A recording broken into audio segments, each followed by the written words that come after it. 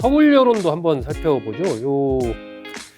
예전에 최근 선거 결과 이렇게 보면은 서울이 좀 보수화됐다. 예, 예. 서울에 특히 이제 젊은 세대들이 경기도로 빠져나가고 하면서 전반적인 정치 지형으로 봤을 때 보수화가 좀 강해졌다. 그래서 민주당으로서는 어떻게 보면 뭐 험지다 이런 얘기도 나오고, 이 서울의 여론 지형 현재 어떻게 봐야 됩니까? 예, 맞습니다. 서울 조사는 이제 JTBC가 메타보이스 의뢰해서 글로벌 리서치하고 같이 조사해서 지난 12월 29부터 30일 역시 네. 마찬가지로 가상번호를 활용한 전화면접 조사로 진행한 이 내용을 가지고 말씀드릴 텐데요. 일단은 방금 말씀 주신 서울이 그러면 과연 여권이 괜찮은 곳이냐, 네. 야권이 괜찮은 곳이냐라고 봤을 때는 네. 결코 더불어민주당이 쉽게 볼 수 있는 지역은 아닙니다. 어허. 예, 일단 호남 인구가 많이 경기도로 빠진 게 있고요. 어허. 그다음에 이제 청년 인구, 젊은 층 인구들이 그 아이를 낳으면서 내 집 마련을 통해서 경기도로 또 빠집니다. 네. 그래서 전반적으로 약간 고령화가 경기보다는 더 많이 진척이 되어 있고요. 음. 그런 의미에서 지난 2025년 네. 지난해 대통령 선거에서도 네. 전국 평균 득표율 이재명 후보의 당선자 당시 당선했을 때 그거를 봤을 때 전국 평균 득표율보다 서울에서 약간 거기에 미치지 못했습니다. 네. 그렇게 따진다면 그러면 기본적으로 이걸 뭐 꼭 밭이라고 부르기도 하는데 서여의도에서는 이 밭이 꼭 그 여당에게 좋은 것은 아니다. 이렇게 봐야 되고요. 네. 그렇지만 그러면 야권으로 봤을 때는 야권으로 봤을 때도 이제 몇 가지를 봐야 되겠죠. 첫 번째는 야권 입장에서는 분리되어 있다. 야권이 예, 개혁신당과 예, 거의 국민의힘 뭐 8점 몇 퍼센트 지난번에 그 정도 얻었죠. 했죠. 네, 8.3%인가 얻었는데 8.32%인가 얻었을 예. 겁니다. 예. 그렇게 보면 이렇게 분열돼서는 사실상 여당의 강한 힘을 이기지 못할 것이다라는 그런 어떤 핸디캡 요인이 있습니다. 네. 또 오세훈 개인적으로 보면 오세훈은 대단히 이제 역량이 대단한 분이죠. 계속해서 그 큰 폭으로 이기기도 하고 했습니다. 네. 그렇지만 최근에 보면은 전반적으로 그 평가가 예전만 못하지 않느냐 이런 것도 좀 있습니다. 네. 그 과정에서 이제 한강 버스라든지 여기에서 나타나는 게 언론에서 네. 너무 좀 그 한강 버스의 그 뭐 운행이 안 된다든지 이런 것들이 이제 언론에서 나오는 그런 부분들이 있어서 네. 그 갤럽에서 단체장 조사한 거에서 보면 이게 부정평가가 조금 더 많이 나오기도 했습니다. 그런데 메타보이스 조사에서도 이 조사에서 보시면은 네. 이게 약간 오세훈 서울시장이 예전만 쉽지는 않다. 왜냐하면 잘하고 있다가 43%, 잘못하고 있다가 51% 나왔어요. 어허. 예, 이렇게 보면 8%포인트 격차가 있습니다. 잘못하고 있다가 더 많은 거죠. 이렇게 네. 보면 네. 좀 뭐랄까 오세훈 현 시장은 만약에 이번에 또 도전을 해서 시장직으로 가기 위해서는 좀 잘하는 거를 많이 홍보를 해야 될 것 같아요. 뭐 잘하는 게 있었을 거 아니겠습니까? 그럼 뭐 복지 문제라든지 뭐 여러 가지 있었을 텐데 그런 부분에 대해서는 조금 잘하는 거에서 홍보를 해야 되는데 언론이 약간 좀 매 눈으로 이제 이렇게 봤던 것을 네. 지나치게 그걸 엎어버리려고 홍보를 그걸 강화하는 거는 아하. 부정적인 프레임을 강화할 수 있어요. 오히려 그럴 수 그렇죠. 있다. 그거는 우리 국장님께서 더 잘 아실 것 같으니까 전문가 앞에서 네. 제가 말씀을 드려봤습니다. 아닙니다. 예, 그런 부분이 있습니다. 아. 그래서 지금은 솔직히 말씀드리면 이게 지방선거로 가면 누가 이길지 잘 모르겠다. 이런 부분이 좀 있습니다. 김 대표님 말씀은 이게 어쨌든 지금 아까 우리가 쭉 얘기한 정당 간 지지율 격차, 기본적인 이 베이스에서의 격차를 과거 같으면 오세훈 시장이 개인기를 바탕으로 그걸 어느 정도 넘어설 수 있는 상황이었는데 지금은 그게 조금 힘겨워하는 여의치 않은 그런 상황이다라고 볼 수도 있네요. 예, 그렇습니다. 그러나 방금 말씀 주신 국민의힘의 지지도가 서울에서요. 이게 800명 조사한 건데 네. JTBC 메타보이스가요. 여기 국민의힘 지지도가 28입니다. 아. 그런데 오세훈 그러면 서울시장이 잘하고 있느냐?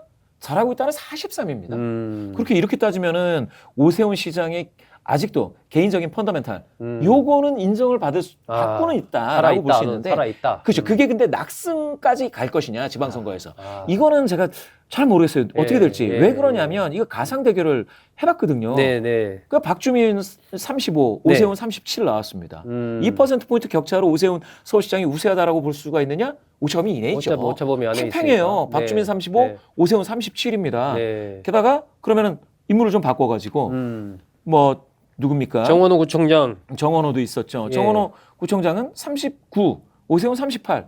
39대 38이면 이것도 거의 그것도 비슷해요. 뭐 똑같은 거의 비슷해요. 오차범위 안에. 아니 그러면은 전현희 의원 같은 경우도 27을 먹으니까 네. 야 이거 누가 나가도 이때는 오세훈 서울시장이 42니까 격차를 좀 벌려서 오세훈 시장이 좀 우세하다 하더라도 네. 야 전현희 의원 이렇게 나와도 네. 30 가까이 나오네? 막 이렇게 되다 보니까 이게 참 애매한 거예요. 네. 민주당은 인물을 아직 결정 못했기 때문에 그거는 두고 봐야 되지만 그렇지만 지금 뭐 정원호라든지 박주민 같은 경우에는 5점 이내에서 거의 대등하다라고 본다면 네. 야 이거는 좀 지켜봐야 되는구나.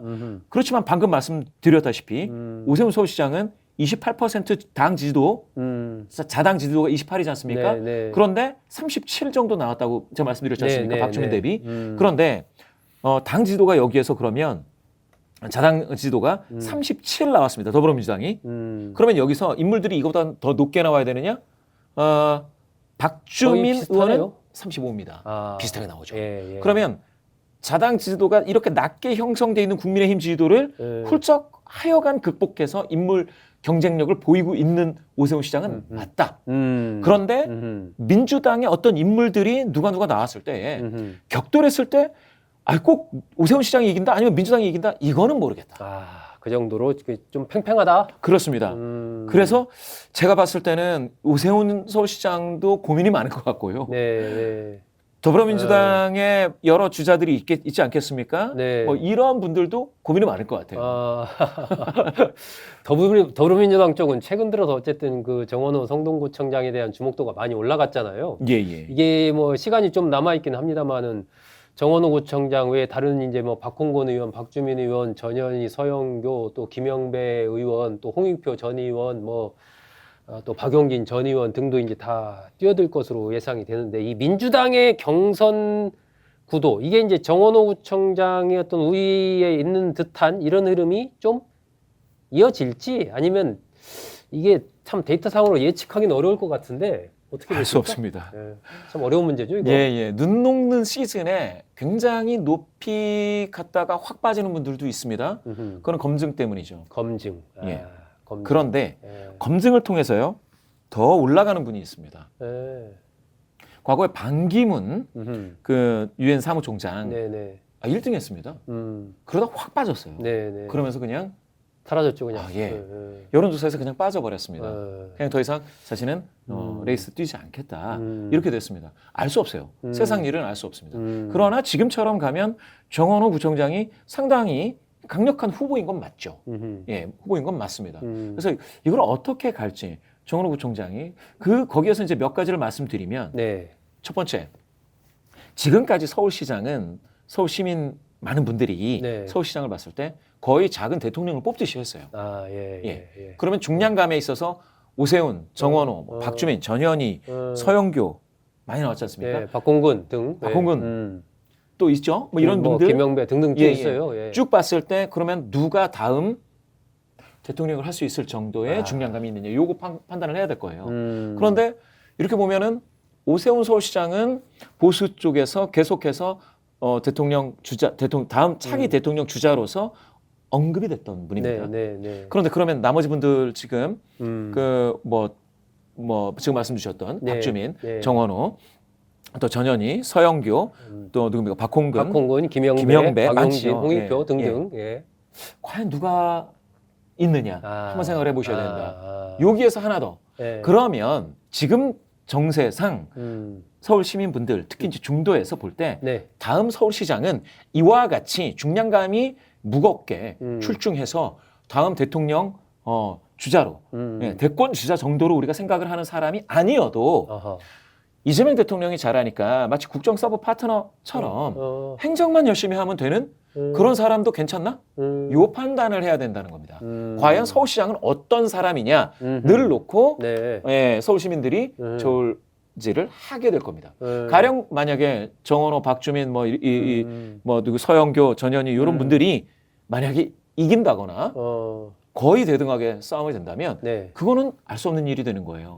그러면 대선 주자가 아니어도 괜찮다라고 보는 건가? 아니면 저 사람이 이제 조금 더 해서 다음 대선 주자는 이 사람이 괜찮다라는 인식을 하는 건가? 이런 것들이 좀 느낌이 좀 있는 겁니다. 두 번째는 호남 출신이신 분들이 서울시장에서 힘을 잘 못 썼습니다. 지금까지는.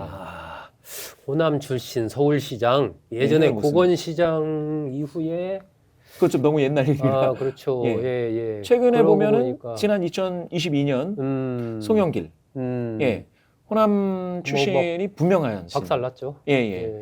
구청장들 표 다 모은 것보다도 이제 좀 덜 된 게 돼서 광장이 굉장히 좀 격차가 좀 있게 네, 좀 네. 패배하게 됐습니다. 네. 또 천정배 과거에 그때 안산 국회의원 하다가 2011년 재보선인가요? 그때 누구보다 먼저 네. 해보겠다 했습니다. 하지만 거기에서 본선 나가기도 어려웠었어요. 네. 박원순 시장. 예. 그러고 보니까 그러네요. 예. 그런 과정에서 지금 그러면은 정원호 후보는 여수죠.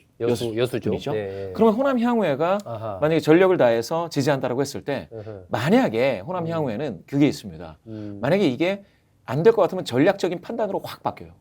전략적 선택으로 바뀌는 시기가 있습니다. 네. 그러면 정원호 후보 같은 경우에는 으흠. 호남 향후회 플러스 알파표를 가져올 수가 있어야 돼요. 네. 이게 안 되면 으흠. 나중엔 호남 표마저도 빠져버리게 될 수 있어요. 다른 데로 가버린다. 예. 그런데 거꾸로 만약에 네. 호남 출신 후보가 정말 표가 괜찮네. 이렇게 되면 새로운 역사를 쓰는 게 되죠. 그러니까 정원호 후보 같은 경우에는 이거 새로운 역사를 쓸 수 있는지 아니면은 역시 호남 사람들은 전략적 선택으로 빨리 돌입하더라라는 또 하나 예를 남길지 알 수 없습니다. 그건. 아직까지는 그런 호남을 중심으로 한 호남이라는 부분이 그렇게 부각되는 것 같지는 않아요. 그죠? 현재 지금은 흐름은. 그러나 이제 서여의도에 본격화되면 본격화되면 그렇죠. 서여의도의 예. 고관여 이 평론가서부터 거기서부터 시작해서 나오겠죠. 밑바닥을 지금 보게 됩니다. 거기에서 그러면 어떻게 표가 움직이는지가 나오게 되고 여론으로 반영이 되게 되죠. 그 부분이 하나가 있고요. 또 하나 뭐 지적을 한다면 역시 오세훈 시장은 현직이기 때문에 갖는 프리미엄이 있는가 하면 네. 이 프리미엄 요소가 또는 핸디캡 요소가 됩니다. 그러면 이거는 어떻게 할 것이냐? 그 5선 도전이라는 그것이 오히려 핸디캡이 될 수도 그렇죠. 있다. 그거는 알 수가 없어요. 그러면은 내가 잘한 거 이걸 홍보를 잘해야 되는데 정말로 그게 먹힐 것이냐? 아니면 홍보를 하다가 지금처럼 오히려 자신에게 반대되는 프레임을 강화시켜주는 방향으로 갈 것이냐? 이거는 진짜 오세훈 서울시장도 네. 고민이 많을 것 고민을 같습니다. 해야 되는 예. 네, 그런 지점.